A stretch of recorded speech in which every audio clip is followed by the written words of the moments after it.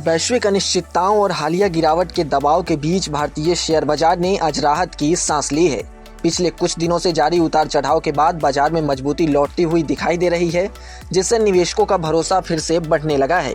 खास बात यह है कि यह तेजी ऐसे समय में आई है जब दुनिया भर में भू राजनीतिक तनाव बना हुआ है, लेकिन इसके बावजूद घरेलू बाजार ने मजबूती का संकेत दिया है। 18 मार्च को भारतीय शेयर बाजारों में लगातार तीसरे दिन तेजी देखने को मिली। कारोबार के दौरान करीब 11 बजे के आसपास बीएसई सेंसेक्स करीब 800 अंकों तक उछल गया, जबकि निफ्टी 50 23,800 के ऊपर निकल गया। सुबह 1 बजे के करीब सेंसेक्स 736 अंक यानी 0.97% की बढ़त के साथ 76,807 पर कारोबार कर रहा था। वहीं निफ्टी 230 अंक या 1% चढ़कर 23,800 के ऊपर कारोबार कर रहा था। इस तेजी के पीछे कई अहम कारण रहे। सबसे बड़ा फैक्टर आईटी सेक्टर में जोरदार खरीदारी रहा। हालिया गिरावट के बाद निवेशकों ने आईटी सेक्टर में वैल्यू बाइंग की, जिससे निफ्टी आईटी इंडेक्स करीब 2.5% तक चढ़ गया और इसी के साथ लगातार 6 दिनों का गिरावट का सिलसिला भी टूट गया। कई आईटी कंपनियों के शेयरों में 3% से ज्यादा की तेजी दर्ज की गई। दूसरा बड़ा कारण कच्चे तेल की कीमतों में स्थिरता रहा।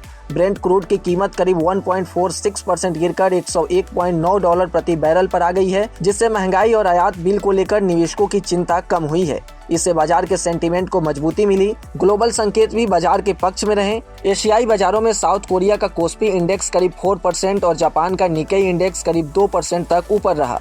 वहीं अमेरिकी बाजार भी पिछले सत्र में बढ़त के साथ बंद हुए थे, जिसका सकारात्मक असर भारतीय शेयर बाजार पर देखने को मिला। इसके अलावा निचले स्तरों पर खरीदारी ने बाजार को सपोर्ट दिया।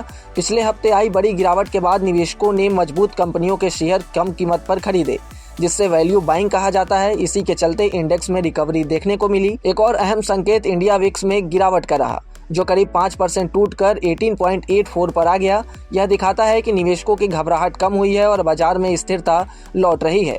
टेक्निकल नजरिए से भी बाजार फिलहाल मजबूत दिखाई दे रहा है। एक्सपर्ट्स के मुताबिक अगर निफ्टी 23,800 के स्तर को मजबूती से पार करके टिका रहता है तो यह 23,900 तक जा सकता है। वहीं नीचे की ओर 23,550 का अहम सपोर्ट बना हुआ है। कुल मिलाकर बाजार में आई यह तेजी निवेशकों के लिए राहत भरी खबर है, लेकिन आगे की दिशा काफी हद तक ग्लोबल संकेतों और क्रूड ऑयल की चाल पर निर्भर करेगी। ऐसे में अगर आप एक निवेशक हैं तो किसी भी निवेश से पहले सोच समझ कर निवेश करें और ऐसे ही तमाम अपडेट्स और शेयर मार्केट से जुड़ी तमाम जानकारी के लिए बने रहें गुड रिटर्न्स डिजिटल के साथ।